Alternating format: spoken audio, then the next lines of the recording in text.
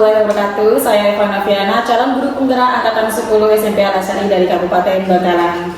Kali ini saya akan mewawancarai salah satu kepala sekolah dari MA Al-Musinia, yaitu Bapak Abdus Soleh, SPD MPD. Untuk mewawancarai pengambilan keputusan berbasis nilai-nilai kebajikan sebagai pemimpin. Selamat siang Bapak. Selamat siang Ibu.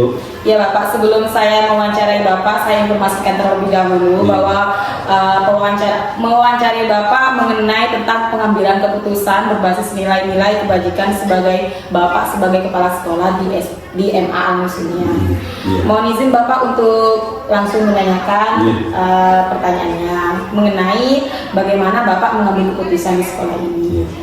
Pertanyaan pertama Bapak, selama ini bagaimana Bapak mengidentifikasi kasus-kasus yang ada di sekolah ini yang merupakan dilematika atau bujukan moral? Jelas pasti ada ya Bapak ya. Bagaimana Bapak mengidentifikasi kasus-kasus tersebut? Untuk mengidentifikasi kasus tersebut kita sudah ada beberapa waka, kemudian BP, kemudian juga teman-teman yang lain, guru-guru yang lain terkait dengan di kesiswaan ini, karena memang ranahnya menurut saya adalah di kesiswaan.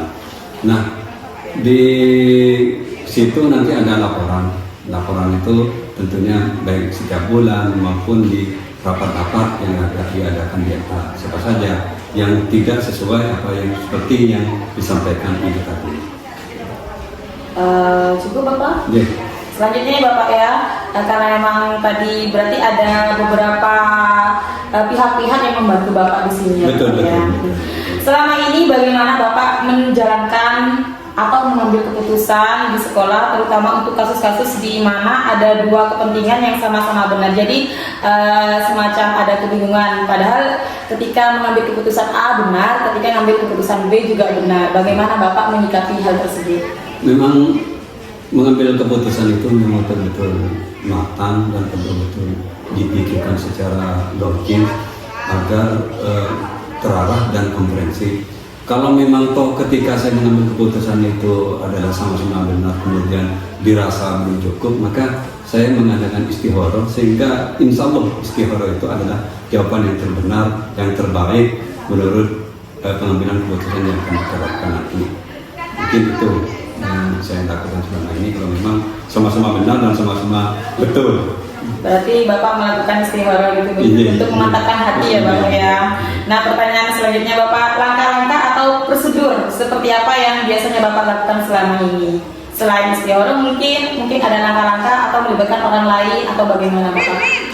Pertama yang saya lakukan adalah menanyakan dulu ke siswa, semacam interogasi ke siswa permasalahan tersebut. Setelah itu guru siswa yang ditangani oleh guru tersebut atau guru yang menangani masalah tersebut, setelah itu kita rapatkan. Kemudian kalau kita rapatkan kemudian ada keputusan itu yang kita ambil bersama untuk dijalankan sebagai tindak lanjut dari keputusan itu nanti.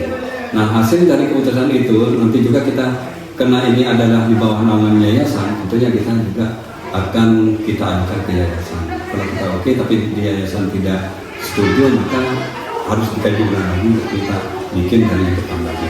Artinya bagaimana caranya, semuanya itu adalah keputusan yang terbaik dan kompak untuk melakukan keputusan tersebut. Baik Bapak, berarti Bapak melibatkan beberapa orang ya Bapak, berarti dari siswa tersebut, misalkan ada permasalahan di siswa, terus menanyakan juga ke guru, melibatkan semua yang ada di pemangku kewajiban di sekolah. Stakeholder berasa ini, termasuk orang tua, komite dan sebagainya. Siap Bapak. Selanjutnya Bapak, hal-hal apa yang dianggap efektif dalam pengambilan keputusan tersebut Pak? Hal yang mungkin melibatkan siswa atau melibatkan guru, apa ada hal yang mungkin menurut Bapak itu adalah efektif? Itu hal yang seperti apa Bapak? Memang mengambil keputusan ini tidak segampang yang kita lakukan. Memang kita harus punya langkah-langkah tersendiri bagi saya. Kemudian setelah itu kita melibatkan yang menangani permasalahan tersebut. Kemudian kita rapatkan seperti tahap-tahapan tadi. Kemudian setelah itu sinergisitas dari segala yang ada di MA. Insya Allah itu nanti akan dilakukan.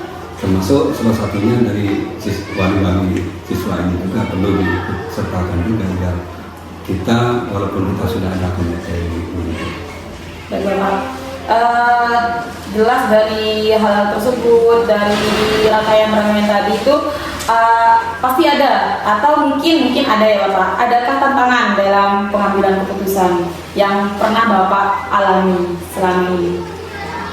Memang mengambil keputusan ini sering saya alami adalah dilemanya. Kita benturan dengan apa yang menjadi kebijakan di yayasan ini. Contoh ketika yayasan yang punya keputusan ini, yang punya sekolah ini, madrasah ini mengatakan A, namun kita di pendidikan adalah B. Nah itulah kesulitan kita dalam menjalankan roda di madrasah ini, manajemen maupun sistem yang ada di madrasah ini.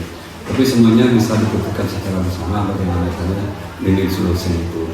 Namun ketika berbicara dengan keputusan mengambil keputusan terhadap suatu pihak siswa, nah ini karena ini mengacu kepada satu orang, maka keputusannya harus melibatkan banyak orang. Jangan sampai nanti ada yang dirugikan ketika kita mengambil keputusan itu. Nah itu kesulitan saya apabila tidak ada sinergisitas antara stakeholder dan manajemen yang ada di madrasah. Baik Bapak, berarti ini ada dua ini yang harus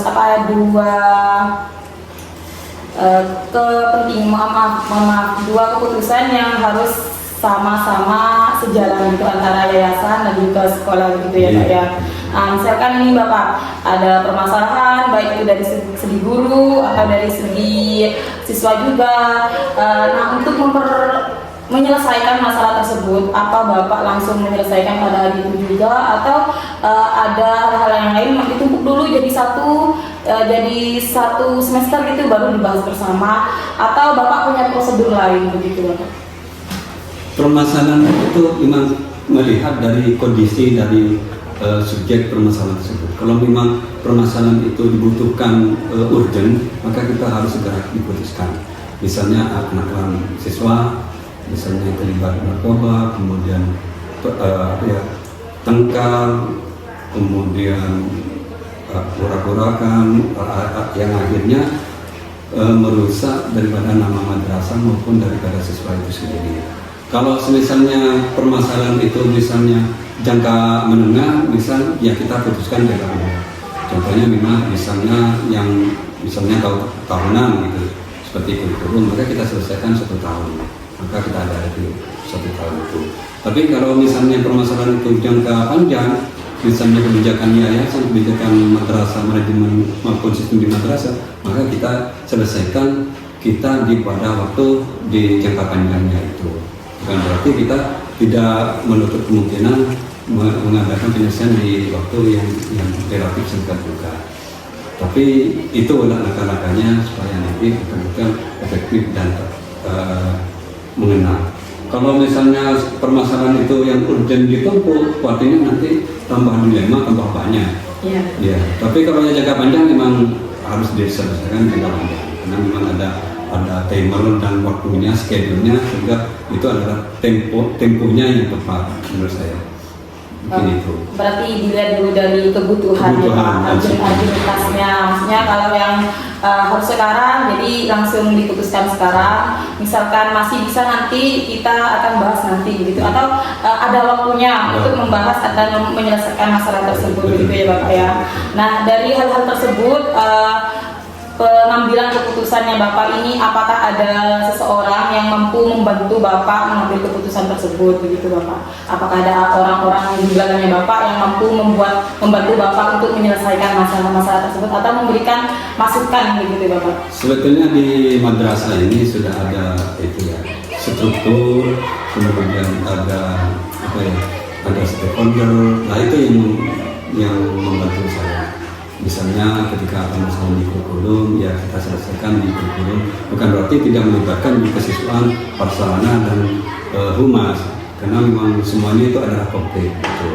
Kemudian di permasalahan setelah juga kita juga punya komite, maka kita juga melibatkan itu. Nah, hasil-hasil rekomendasi yang perlu kita perbaiki, tentunya kita juga melibatkan dari yayasan itu. Bahkan kita juga punya pengawas untuk menyelesaikan permasalahan yang ada di sekolah ini, maupun yang lebih tinggi daripada itu, Kementerian Agama juga yang perlu dilibatkan kalau memang itu sangat urgent dan perlu kita libatkan. Itulah orang-orang yang selama ini membantu di madrasah ini, termasuk wali siswa pun kalau kita butuhkan kita minta bijak pendapat itu bagaimana untuk kemudian perkembangan permasalahan itu bisa terselesaikan. Mungkin itu. Itu ya Pak. Ya. Ini Pak, pertanyaan terakhir nih. Ya. Sepertinya dari tadi sudah jelas, alhamdulillah jelas sekali bagaimana cara Bapak menyelesaikan masalah, melibatkan stakeholder yang ada di sekolah, dan juga bagaimana Bapak kiat-kiat Bapak untuk menyelesaikan masalah ini, baik ini yang sifatnya urgent ataupun yang sifatnya bisa nanti begitu Bapak. Nah, dari yang Bapak paparkan tadi, yang Bapak sampaikan tadi, pembelajaran yang bisa Bapak petik, maksudnya pembelajaran yang bisa kami juga nantinya akan petik begitu Bapak. Dari pengalaman Bapak mengambil keputusan dilema etika itu yang seperti apa Bapak? Mungkin nanti bisa menjadi pembelajaran juga untuk saya ke depannya gitu Bapak. Memang pembelajaran etika ini kita tidak terlepas dari dari pendidikan itu sendiri, kemudian dari segi yuridis juga itu perlu untuk mengambil keputusan itu, dan juga agama karena kita di madrasah.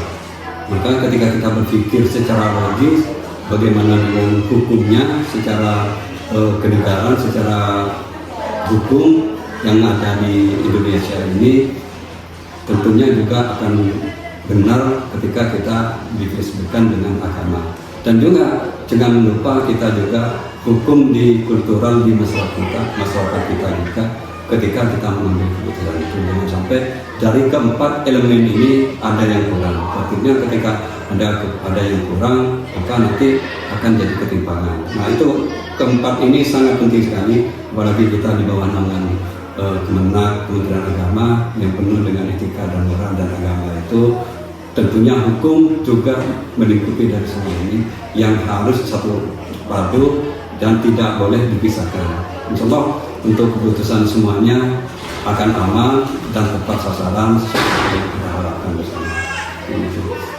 Ya baik Bapak, alhamdulillah Bapak untuk wawancara hari ini saya benar-benar banyak sekali pembelajaran yang dapat saya ambil dari Bapak Agus Soleh SPD MPD hari ini. Terima kasih Bapak, mungkin untuk lain waktu di kesempatan lain hari saya bisa belajar banyak tentang pengambilan keputusan ini kepada Bapak. Iya Bu, sama-sama. Terima kasih Bapak. Ya, saya juga senang ketika pertandingan seperti ini, otomatis kan bukan berarti menggurui, tapi minimal kita juga berbagi ilmu pengalaman juga, ya seperti itulah. Terima kasih Bapak ya. Demikian wawancara saya hari ini bersama Bapak Agus Soleh SPD MPD. Terima kasih. Wassalamualaikum warahmatullahi wabarakatuh.